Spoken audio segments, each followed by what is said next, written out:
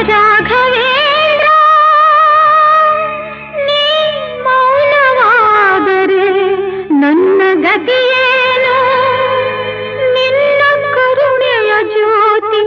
ಬಾಳ ಬೆಳಗುವ ತನಕ ಬಿಡೆನು ನಿನ್ನ